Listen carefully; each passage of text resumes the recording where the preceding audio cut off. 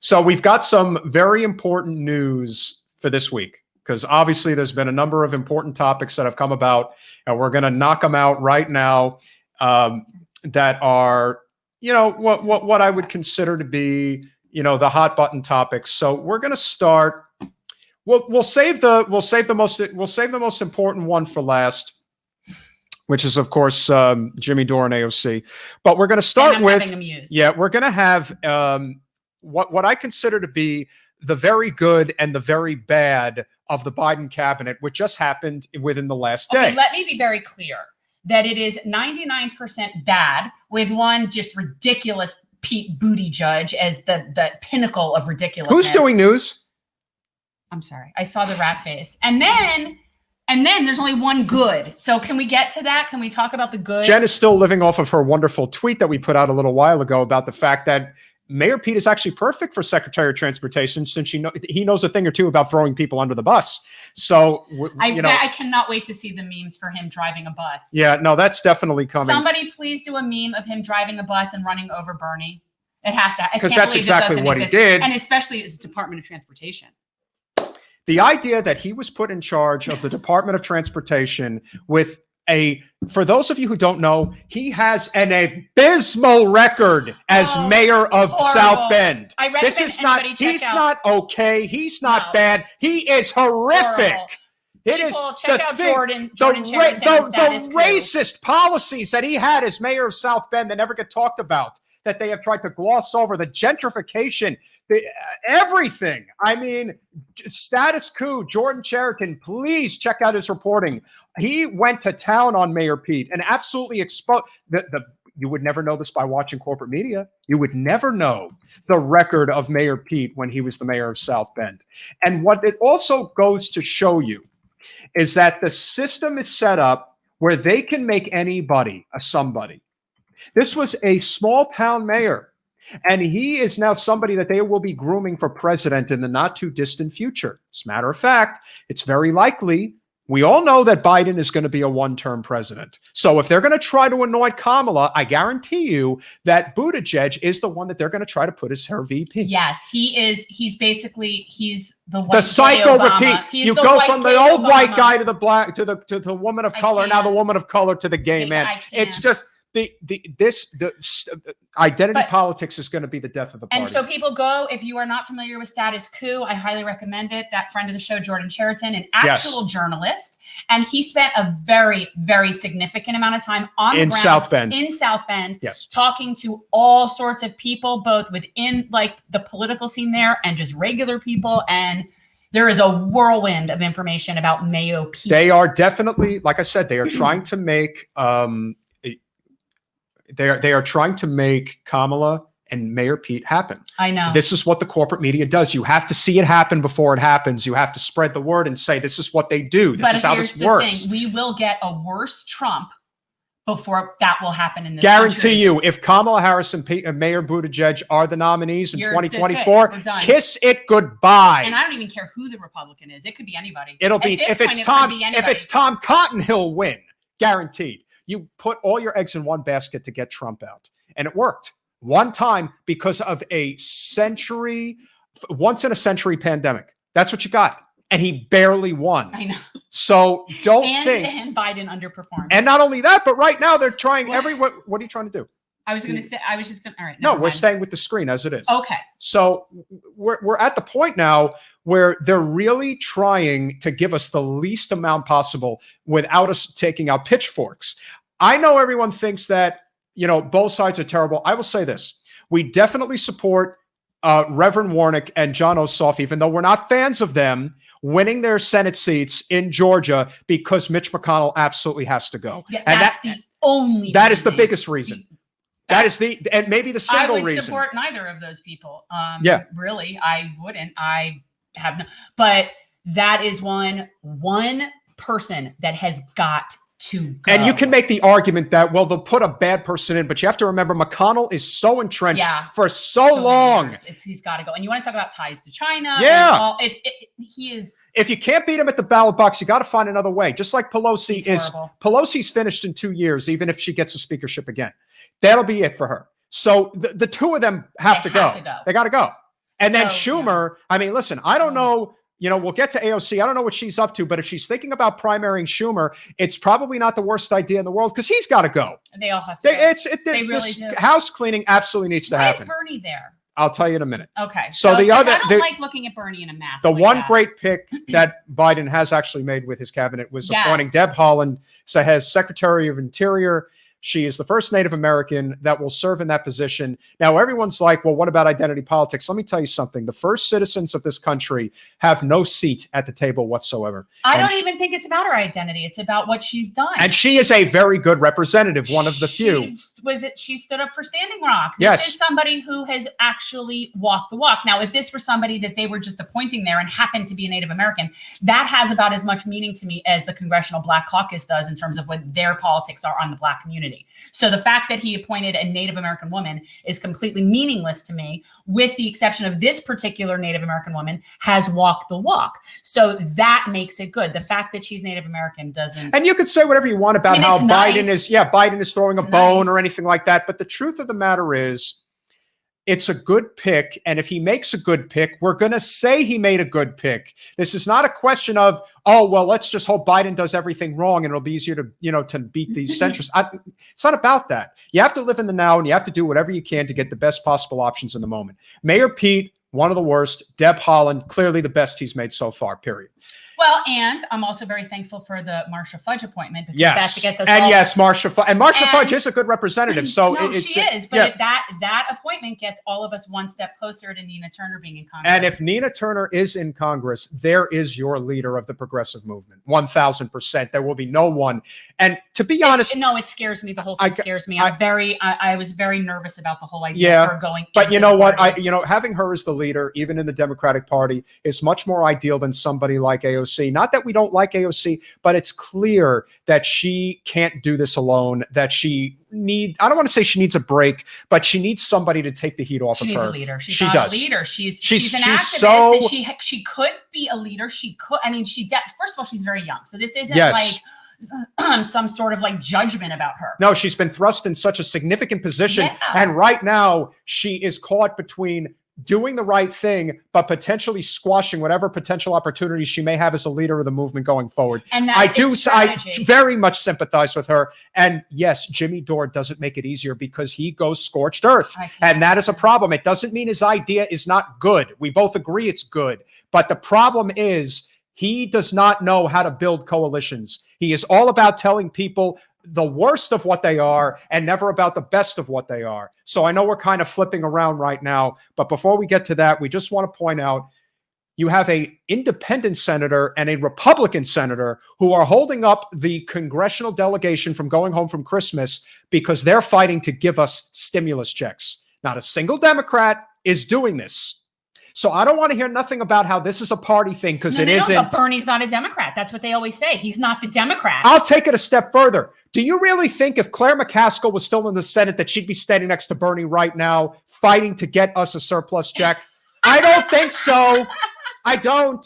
And let me tell you something. She's too busy licking boots over at, where's she at, MSNBC? If Josh Hawley decides to run for president in 4 years and they pass a surplus check right now, you better believe that that's going to carry significant weight in the Republican primary. It will. Because people remember things like this, people who are actually willing to buck orthodoxy. Anyone who stands up to Pelosi and anybody who stands up to McConnell is okay in my book. And kudos to them because people are desperate right now. 20 effing million people might be thrown out of their houses in a couple of weeks. I am not in that position. Jen is not in that position, but we know a lot of people that are. Yeah. And it ain't pretty. So if you are not suffering, try to put yourself in a situation where you will not have a home. In the winter, no less. It's not pretty. So kudos to Bernie. He doesn't fight nearly as hard as we want him to. But the fact that he is at least fighting is more than we could say about almost anybody that's in politics right now. It's true. And that is a great segue to the last point, which is this major issue that has come up now, which is, do you attempt to, light a fire under all of these elected officials' rear ends, particularly the squad and the progressive contingent within the Democratic Party, and force a floor vote on Medicare for all by withholding your vote for Nancy Pelosi as Speaker? I actually believe that this is a good idea. I think that people who are getting caught up in the notion that it's bad because it's Jimmy Dore who's bringing in the idea to the table, you really need to get out of your own way, because the reality is you don't have to pay attention to Jimmy Dore. It's not about him. You pay attention to the issue. People are desperate and are dying, and we are the only major developed country on earth that doesn't have an effing healthcare system that is universal. Only one.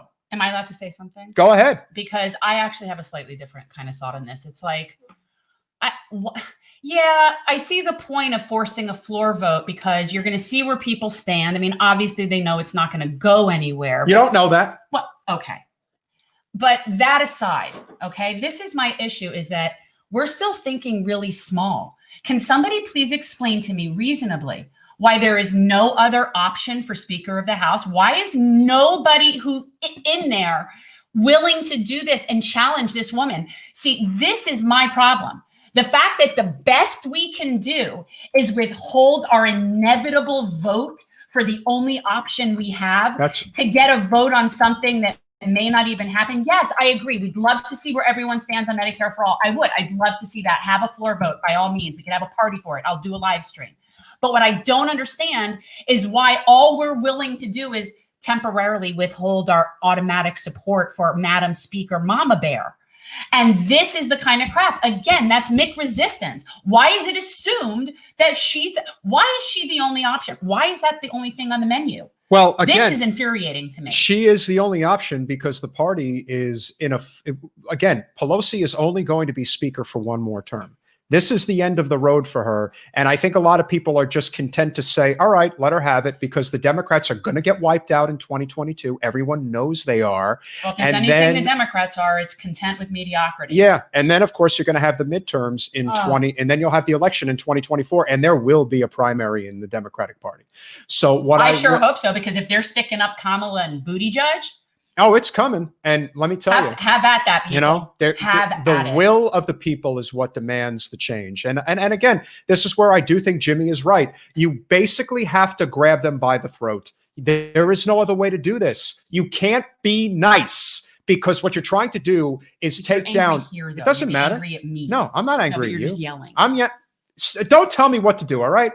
The reality is we're in a situation where this country is beyond desperate, and there's no other way. You have to get people on the record. We already know Debbie Wasserman Schultz is not going to vote for this, but we know that there's a lot of other representatives out there who may be coming with the illusion that they're going to vote for it. There's over 100 people in the Progressive Caucus. Where are they? Nobody is going to, even if they're not. Mark Pocan. He's the head of the Progressive Caucus. He's feckless. Well, the Progressive Caucus has over 100 people. Wouldn't they all be chanting for Medicare for all? Why does it require withholding a vote for somebody that you're inevitably giving your vote to? Yeah. Wake up. Why are we not demanding that our representatives demand a better speaker? Why are we that's why my problem is. It's all about the money, because very few elected officials at the federal level are not funded by corporate money. So when I see people sitting there and debating about, well, should we withhold the vote and force a vote on something that may or may not happen? Whatever. You're asking all the wrong questions. What do you think is going to happen if you withhold the vote against Pelosi? The future belongs to us. It doesn't belong to them. People know the government is corrupt, and they're starting to figure out how to beat it. Take a stand. That's the point. People take a stand. Yeah. But it's like, so yes, I agree. They should withhold their vote for their inevitable vote to get the little vote on the floor. And do that. That's fun. And David Sirota, he brought up a very good point, which is, you have to negotiate like McConnell does. You don't just go there demanding a Medicare for all vote. You go there with like 7 different things and say, I ain't moving on nothing until you give us this. But you know what? We had Bernie, who set the standard, which was ask for nothing and concede everything. Correct. And there's no mandate. There's no nothing. And then people are acting so surprised about the majority of these cabinet picks. So, again, they're not our friends, people. They're not our friends. They don't want to work with us. They don't want it. There is no compromise to be had. These people are not our friends. So again, I reiterate, let people like Jimmy Dore scream at the top of the rooftops, get a new speaker. Where are all these representatives? Where's the 100 people in our Congressional Progressive Caucus? And why do they just get in line behind Nancy Pelosi? Take a stand. It isn't a matter of whether you win or not. It's like fucking doormats in there. And it's so frustrating. That's the problem I have with this whole segment. Like, yes, okay, great. Withhold your vote. Force a vote on Medicare for all. Great. Yay. And then go ahead and put Nancy Pelosi in and we still won't have Medicare for all. No, but the argument is that we're in a very desperate situation right now. And a lot of people might ultimately decide that, yeah, you know what? I don't know if I can face my constituents during a deadly pandemic and say that I voted against giving them health care, because most people simply don't know. It's this whole argument about name recognition. People simply just don't know. You know, in this county, Debbie Wasserman Schultz has a monopoly on every single corner of the Democratic Party. Every one. In fact, I still say she's the leader of the whole state party. And she probably is. But this is how they maintain power, is by never... Well, the person with the money is who's in charge. Exactly. And this is what happens. And that's the whole thing with Pelosi. Pelosi has all the money. And that is the problem. Because a very few individuals, whether it's AOC, whether it's, you know, Jamal Bowman, Cori Bush, Ilhan Omar, Rashida Tlaib, you know, Ro Khanna, Katie Porter. There are some that do this without corporate money, but there's not a lot. There's 435 of them in the House, 535 of them if you count the Senate. We're not even able to challenge the Senate yet. You probably could in small states, but even then, it's really not, we can't. We tried that. Because the establishment has their hooks in this stuff for a very long time. And running a congressional race is outrageously expensive. It is. Running a statewide race is impossible. And for anybody out there who wants to do this, can do that without and anybody out there who wants to do this, let me tell you something. Everyone who wants to run and believes they can and is willing to serve should absolutely run, but you must be strategic about it. If you are not strategic about it, you are wasting your talent and your value. Well, I think that people need to look at, I mean, we don't need to get down the strategy rabbit hole about that. But yeah, I think that people need to be more cognizant of what they run for. Where is the need? These relationships within these communities are so much different than you would find in a lot of other places. And that in itself is a very big part of the process. Trust, familiarity. You know, they say it's like the enemy that you know. Yeah, I know this person stinks, but I've known them for 30 years and I'm going to vote for them. And that's that. So building those relationships is everything. And in conclusion, Jimmy's got the right idea. He has the wrong execution. That's the difference. You have to be aggressive. But if you think that you can just shame people, you can shame the establishment who are standing in the way. But the people who are fighting on your side, that believe in what you believe in, they may say no right now, but shaming them is not going to convince them to come to your side. If you present a good enough argument and you welcome them in, I guarantee you can flip them. Guaranteed.